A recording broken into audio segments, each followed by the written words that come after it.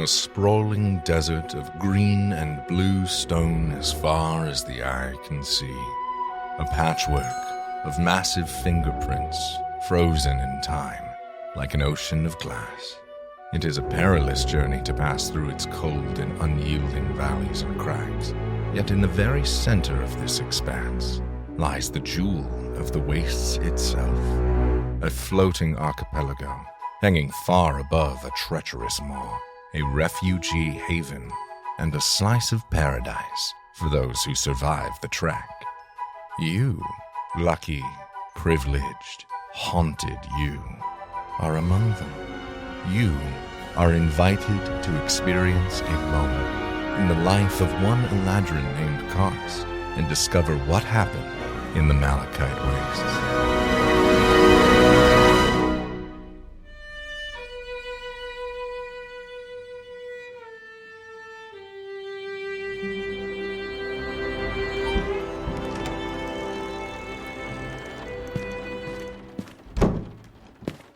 Karst? Yes. I see that you've booked an appointment today. It's been a while since you've been in. Yes, sorry about that. Life has been... No apologies necessary. Regardless, I thank you for your understanding. I appreciate it. No, of course. In our line of work, you know. That I do. No need to finish that sentence. Yeah, honestly, I'm surprised you haven't been in sooner. Not and no negative connotations to that. Just, you know, I know it's sometimes being the people who are unburdened too. I find myself these days. How do I put this? It can be a bit of a challenge focusing on myself. I know we're not supposed to get too tied up with the things our patients tell us. As you mentioned, the ones who are unburdened upon, it can be difficult to unburden oneself from all of that. Or at least it should be. At least I think. Very interesting statement. You made this appointment quite urgently, and first I want to just make sure that you're in a safe space, that you're safe in your mind, in your body right now. There's nothing that we have to worry about harm toward yourself or others. No. Certainly not any risk of harm to myself or to anyone else around me. To your point, I think that feeling of safety, that feeling of comfortability, I think that's the problem. As paradoxical as that sounds, Doctor, I'm not feeling burdened. And that's the issue that I'm coming across. I'm not feeling as I mentioned, I don't feel the weight of what my patients tell me. I don't feel a lot anymore. And it's starting to concern me. I am not in any sort of risk of being overwhelmed by my emotions. It's as if the sea has gone dry. I feel, perhaps calm is the wrong word. Numb. I feel nothing. And I've tried. I had a patient the other day who told me about something rather horrendous. They had lost somebody in spectacularly awful fashion, and it should have affected me. I should have been able to connect with that, especially in this line of work, especially when they're coming to me and seeking understanding. The fact that all I can do is put on a mask for that understanding, shouldn't that be terrifying?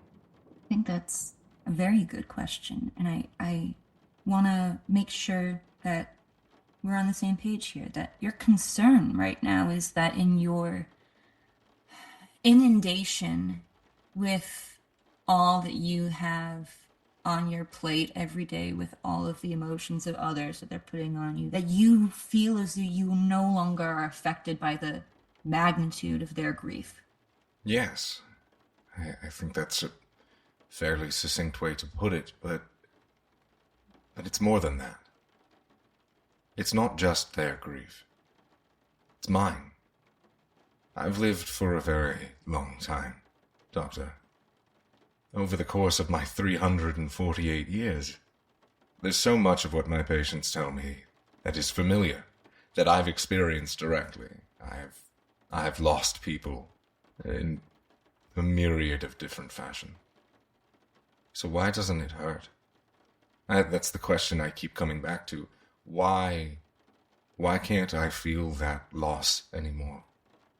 And I say I'm concerned in a way that logically a person should be concerned about this, but the only feeling I have is exhaustion.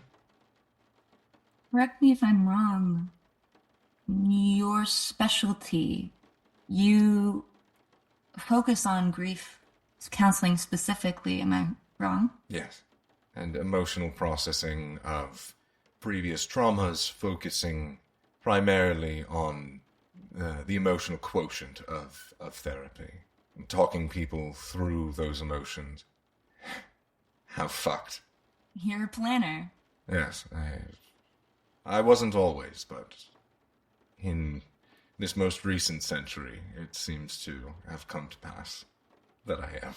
How long have you been in this vocation, Karst? I want to say, let's see. I would say I first began my education in this line of employ around age 121, 122 maybe. And back then I felt a drive, a passion for it.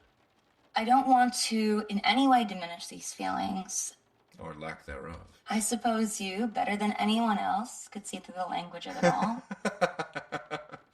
Well, that's what makes it difficult, right? Is we tend to overanalyze our own treatment. You would be surprised how many clients that have lived lives as extensive as yours who have shared much the same, perhaps affliction, we would say, about this particular, not even just a lack of regard.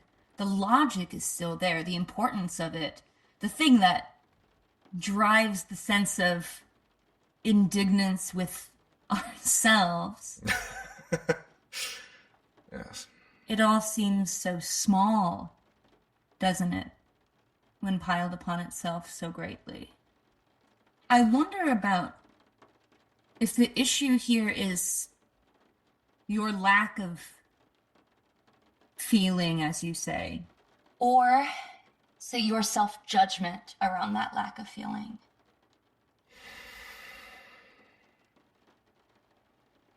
I think you're right. I think I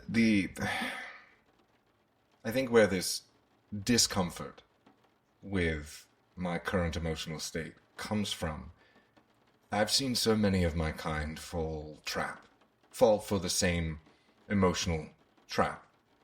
A life too long lived can become a life detached. You start to see things in a different way. Perspective of looking upon mortal lives as so fleeting and so small and little, as exactly as you put it. And I always hated that. I never wanted to lose that connection to my fellow beings. You've become something that you once feared you might. And that fear very quickly festered into hatred. The way that I see other Eladrin treat people, as if they are these grand ethereal beings whose problems are not exactly the same as everyone else's, although just on a longer timeline. It sickens me. It disgusts me. I don't like it. And certainly it's not all of us, but it's enough. You listen to yourself say these things over and over as though they aren't ourselves looking to buy time, don't we? This disdain for the Eladrin, so detached from mortality, perhaps. That might be a big word for it, but... No, I actually think that's pretty spot on. A lot of them lose. A lot of us. Fuck. Yeah. A lot of us lose this idea, this concept of mortality, even though one day, eventually, we too will pass on. Many moons from now, under significantly different circumstances than most. You know, it's not usually in my line of work to argue against empathy, and I certainly don't want you to think that that's my intention. No. But we are, you and I, because of the way our lifespans differ, because of the way that we perceive time and the fleeting nature of things. There was a world once, perhaps, where we weren't all meant to be together as such. The world where Eladrins interacted with other beings so far gone in their own mortality that it didn't seem quite so significant, but that's not the reality that we live in, is it? No, and I prefer this reality. The separation of longevity is certainly not my intent of saying that, but I will say we are built in the same way that when we were first created in this strange little place, the body of a human was not meant to go faster than a human can run, and yet we do every day with magic and technology. And they go 10 times faster than a human was ever meant to go and feel sick and wonder why they feel sick. And it's because that's not what one's body was meant to do. Does that mean they shouldn't go 10 times faster than a human was meant to go? I don't think that's the case at all.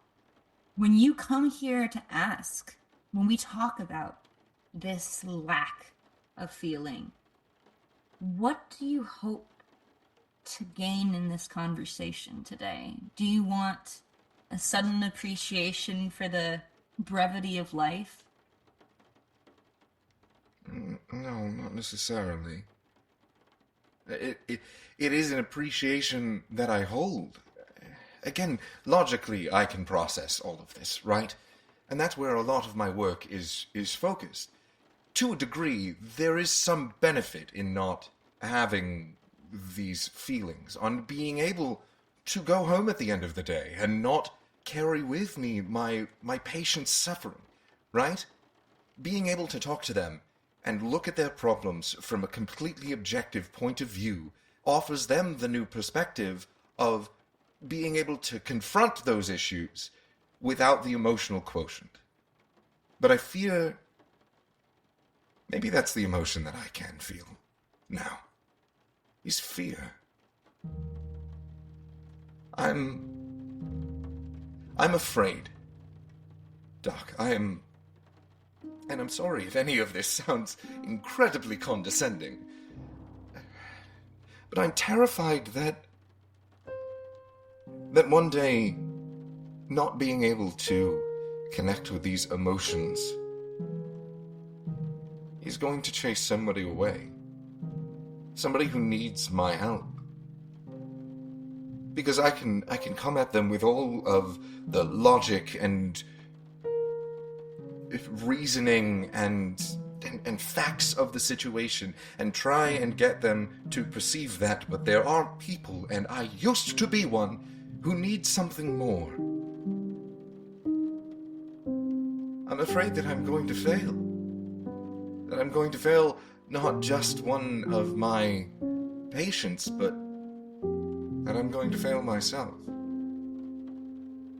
It's been difficult to maintain any sort of personal relationship, feeling like this. Walking through life as if I'm just pretending. And I hate it. To answer your question, as far as what I'm looking to get out of today's session, do you think somebody can become a sociopath. Not in a metaphorical sense, I mean literally. We've seen instances of surgeries gone awry, instances of magic used improperly, the lack of soul thereof, I feel like are more metaphysical thoughts. What happens when one makes a deal with the devil? And what is it that leaves their soul immediately? That absence of is what they promised. What is it that leaves a person who loses that so entirely? I actually, this is the tricky part of patient confidentiality, isn't it? Not giving too many specifics. There was a patient of mine, a fawn, and they had made such a deal. And the debt of the deal came calling far sooner than they were expecting. They were going to propose to their partner, and when their soul was taken, those feelings of love and affection seemed to go with it. That bond that they had shared. We ended up coming to a solution. I won't get into the specifics, I wasn't directly involved, but as far as I understand, their partner was a descendant of an Aedra, and as a divine being, they were furious. And as far as I understand, the situation was not resolved without violence, but everyone walked away satisfied in the end. That being said, in this discussion of souls and that loss of emotion, to clarify, I have not made any such a deal with any devils. We both know how complicated that the heart and the brain and the soul, as studies of medicine and magic, still elude us in so many ways, and yet, do I believe that someone could become a sociopath? Yes. Do I believe a sociopath would be sitting here asking about how not to become a sociopath? Probably not. As much as fiction would like us to believe that a sociopath with good intentions would only kill people asked to, that's not how these things work, is it? Narcissists don't ask if they're narcissists. Sociopaths don't find concern with their lack of empathy. And not to say that one can't be pointed in a direction where they develop a need for such to function in society in an appropriate way. You wouldn't be sitting here speaking with what seems like amusement and affection about a client recovering their soul if you were a sociopath, Karst. I do appreciate that. Thank you. Maybe I just needed to hear that. You talk about your grief. You fear of letting yourself down, of not feeling those things that you had felt once more strongly. Yeah.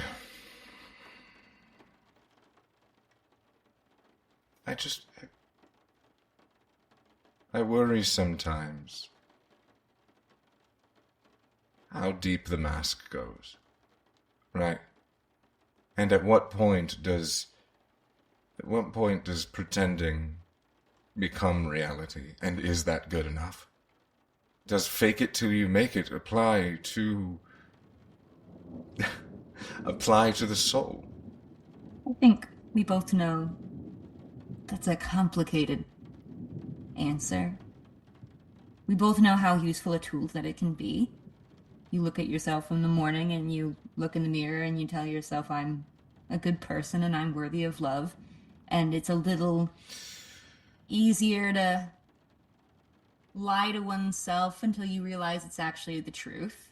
But You're, Karst, you're what keeps us balanced, what keeps us human and reminds us of the significance of us and those around us is the people in our lives. Who are you sharing your grief with? When you remind yourself of those stories over and over, the diminished feeling in your head, who is asking more of you than the least painful version that you can give yourself? I don't know that I am sharing. I'm, damn. Sorry. I don't. I'm just so afraid that it's a lie. And I don't want to lie to my loved ones.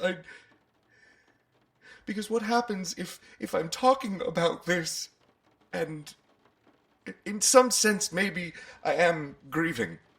Maybe I am grieving who I used to be. But it's so difficult to talk about that because I'm terrified that if I say it out loud, it's going to become true and they're going to believe it. And if the person that I used to be, that I up until this point have thought that I was, has over these centuries died and passed on, if my soul has degraded to such a degree, then will they leave?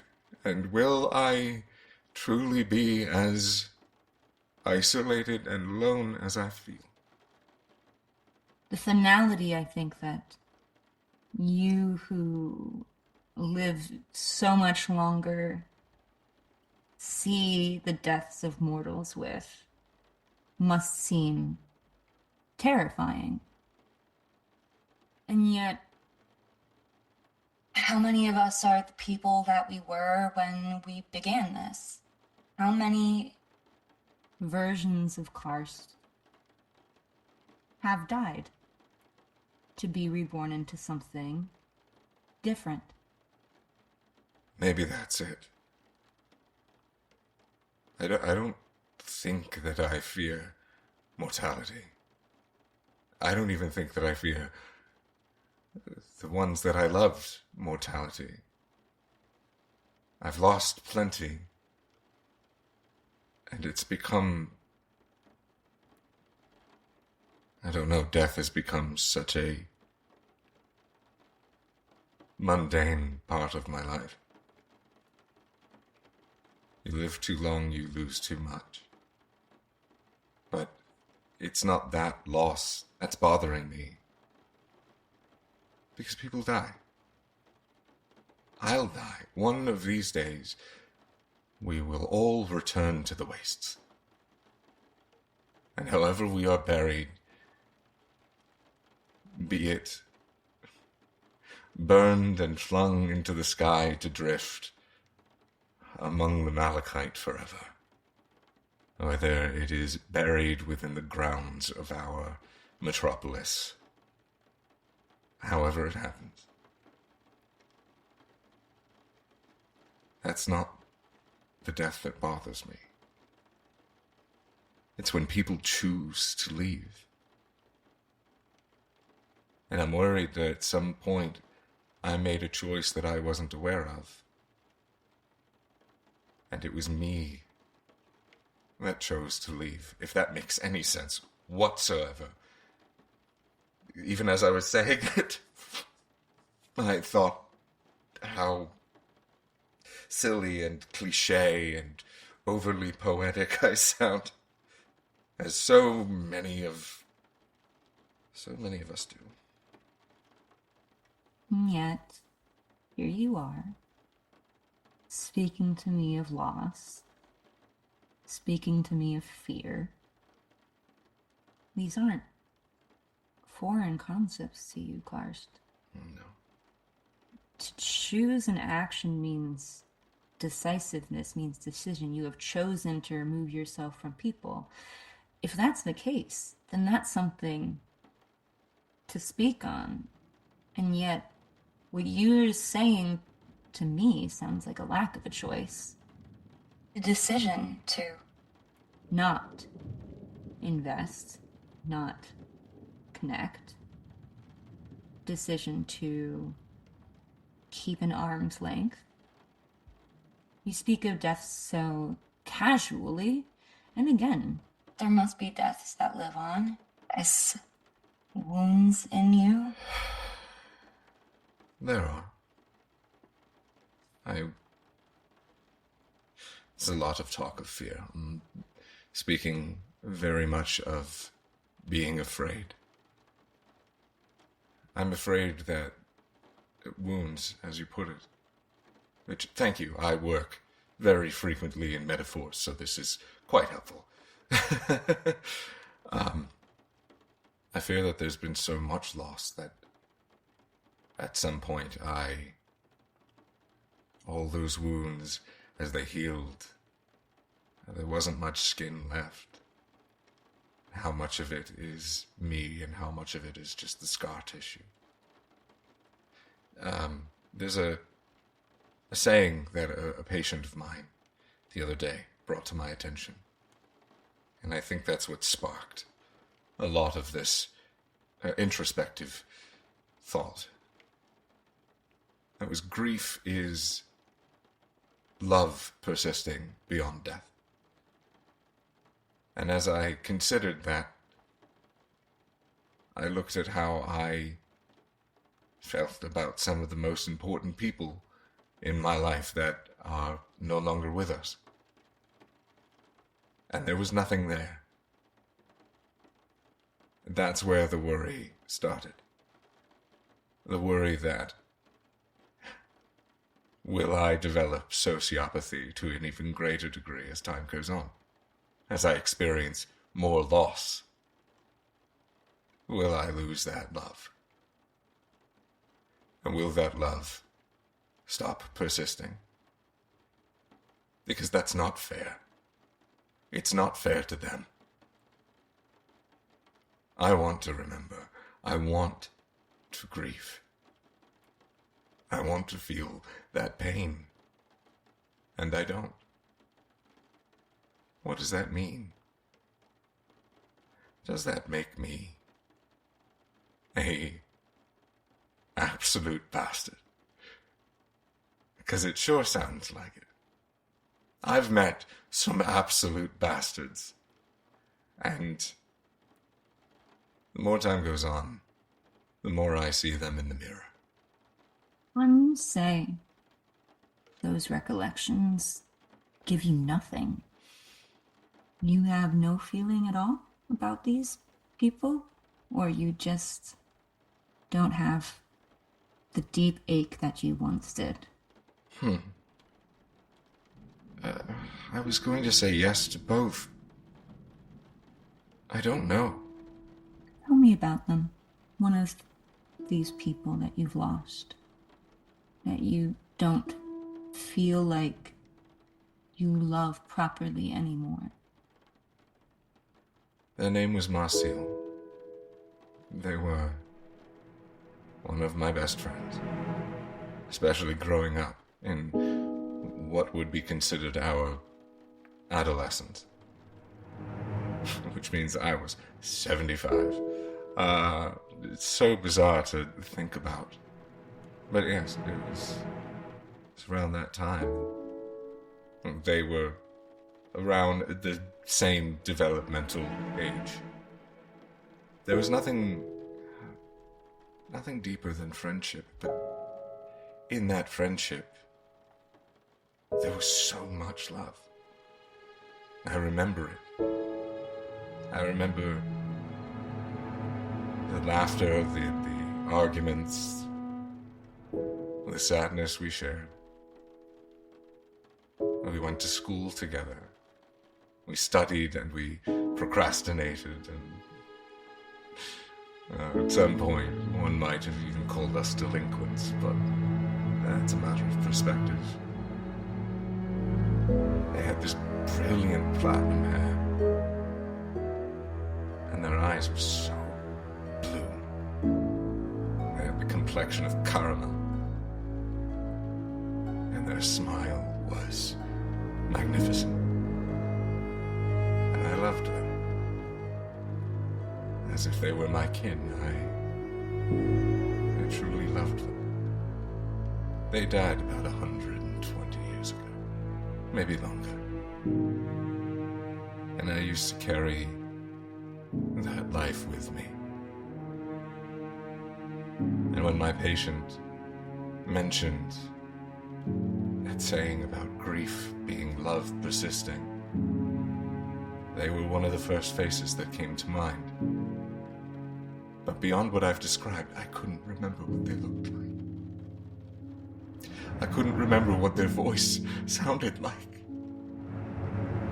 And I realized that so much of what I loved about them and about the time we spent together, it was as if I was reading the memories written on the page. And that hurt so much. It did. It hurt. It really hurt. I'm sorry.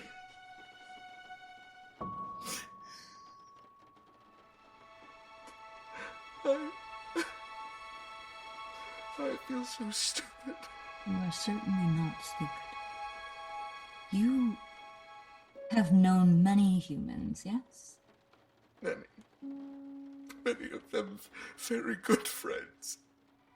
They'll reach 80, 90, 100 years old if the gods are kind. In 100 years, Karst, how little they can remember. Yet you speak to a man, 85, 90, does not recall that his wife is long dead, yet speaks of her with such sweet kindness. You think that there is no longer love there because that grief is diminished with age? It's a beautiful thought, a beautiful saying that grief is love continued, but it's not how grief works. We can't feel grief in a constant linear barrage, or how would any of us survive? How would someone your age survive it? If every day you carried the agony of each life that mattered to you in the palm of your hand, so close to your heart, we would not survive it. I just don't want to lose them. Not again. Because if I forget what their voice sounds like, if I forget what they look like beyond a few descriptors that could describe 1,000,000 people, if I forget, then they die again. What a terrible burden to put on yourself, Karst. Marcel, in all the love you have for her and had for her, do you think that she would concern herself with her legacy in your memory if it still brought you joy to think of her? You may have a long, long life, Karst, but you are a person. You are not infallible. You are not indestructible. The challenges of time, the time itself is not your burden to bear. You write her name down. You write down the things that you love, and you cherish those things. And you keep them forever. It does not mean that you loved her less, because you cannot perfectly recapture a moment where she is not here with you. Yeah. I think you're right. When you share those things, you talk about Marcel. I know Marcel, with the platinum blonde hair and her beautiful blue eyes and her magnificent smile. And as long as I'm alive, that memory that you've shared is alive with me as well. it's so hard to comb through the memories of pain, and it's even harder when we realize that those memories are less complete than we wish them to be. But to share them, to share those things with those who mean something to you, that's how people stay alive. In whatever way we recall them. Nobody's memory is a picture-perfect description of anyone. I don't think you're a sociopath. Thank you. I appreciate that clarification. Thank you. I do need to hear that. I suppose a sociopath wouldn't hate, maybe too strong of a word, but wouldn't dislike themselves this much. I feel like most of the sociopaths that I've come across are surprisingly well adjusted in terms of their feelings of self-worth, at least. Touché. Other things may be a little bit interpersonal skills that needed some adjustment, and I don't deal with too many of them. it's unusual, but I feel as though if you didn't know that I had in the past, you probably wouldn't have sought me out as your therapist. It's very fair. I do suppose that makes sense. I don't feel all the way better. Obviously, I was going to say it's after a decent hiatus as well. That'd be miraculous. I would have to really start upcharging people, I think.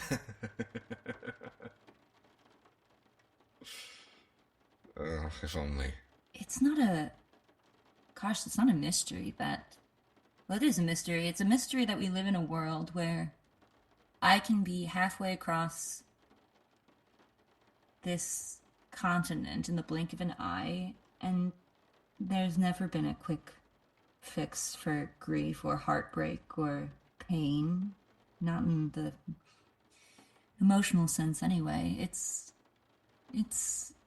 more complicated than science and more complicated than magic, and that's rather complicated, isn't it? You do yourself a disservice by placing labels of judgment on yourself rather than asking what you want to do to address this, if it's a concern for you.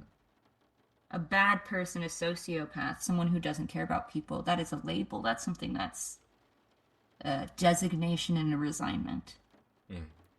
If you are a sociopath, then you have no moral obligation or self-obligation to change. But if you are somebody who feels as though they've grown distant from their others and from their own emotions, that's a lot harder work, isn't it? It is. It certainly is. I know we're nearing the end of the session, and we can continue this next time. I'll schedule something much sooner.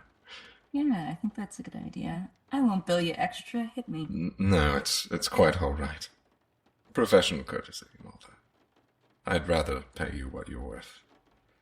How do we explain these emotions, these fears of ego death, of emotional expiration, this reconciliation with grief? How do I process that, knowing that somewhere they're still out there? There are many afterlives. Souls we know exist by proxy of them being used as currency.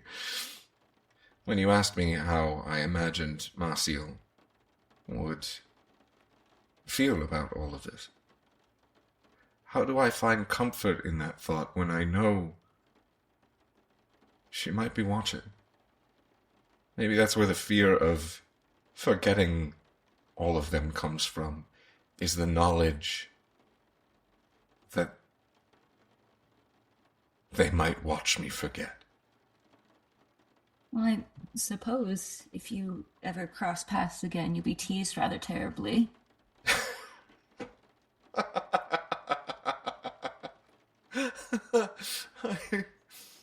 I suppose. I suppose that might be the case. One goes on an adventure and they don't see one another for so long.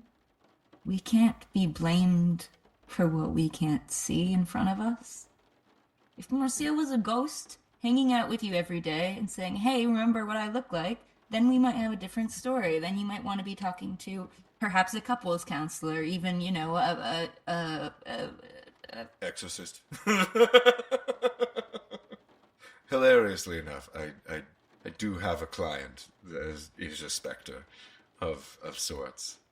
That was a humbling experience, to be sure. I can imagine that is a unlifespan that is formidable. And we are not perfect beings. How do we intend to keep something precious? They tell stories, old tales of, maidens locked in towers. And those maidens are always so precious. Everybody always talks about them and how precious and wonderful they are, and yet very rarely do people go on and check on the health or safety or, well-being of the maiden. Indeed. It's rather out of sight, out of mind, unless one is looking directly at it. It is easy. If you see that maiden 40 years later, she's not going to look like what you thought she did. You may have an idea in your mind of what somebody is, but people change and adventures change, and she is on a very different adventure than you are now. If she has the time to hang around, wondering if you've forgotten her or not, I feel like she would at least be comforted knowing how much you agonize over the idea of forgetting her. You're probably right. I think you are.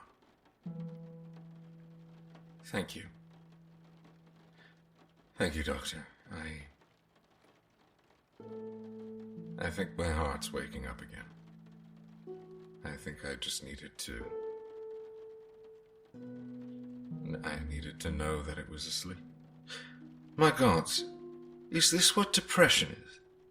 Yeah, I think something like that, usually.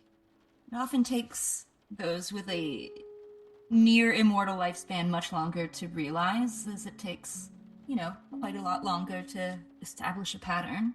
But that might be for our next session. I'm happy to talk. Listen, I can say casually from, one to another, you're probably depressed. But, it's a lot easier to heal ourselves when we know what the problem is, isn't it? That it is. That it is. By the way, that is off the record. I'm not prescribing anything. No, I'll talk to my psychiatrist about it. Don't throw me under the bus. I didn't say nothing. What did I say about professional courtesies? See you again next week, maybe? I think that sounds like a plan. Well, thank you again. And I'll think on what you said. Maybe writing something down about Marcio as well as so many others. I think that's a good idea, and I can start giving you homework next week if that helps. It's been a few decades. I think I can do with some homework.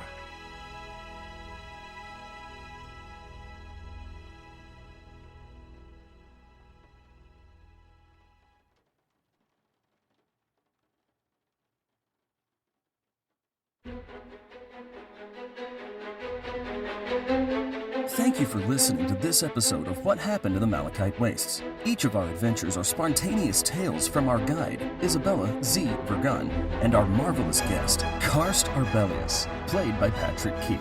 A fantastic actor, model, and digital creator, Patrick is best known for The Writer's Room, a 7th Sea podcast, and his online persona as That Gray Gentleman, where he can be found on most social media platforms.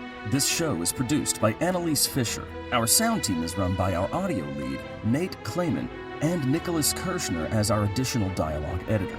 Our music was created and produced by our composer, Ryan Tucker. Our art team is led by our art director, Chris Gargoyle Pastures, and features our incredible artists, Caroline Gendron and Anna Renee Chavez. Our team would not be complete without the hard work of our social media manager, Frankie Gula, our Lorekeepers, Kyler Carter and Brandy Allaire, and our server warlock, Alex Glica. Find us on Instagram and TikTok at The Malachite Wastes, or join us on the official Malachite Wastes Discord server to see more of their amazing contributions. If you'd like to support our team and the work that they do, please consider subscribing to our Patreon, where you can find all kinds of cool bonus content, like Session Zeros, Patreon-exclusive interviews, and sketches, sneak peeks at upcoming arts, and so much more. You can find all of our incredible team's individual work linked in the episode description below.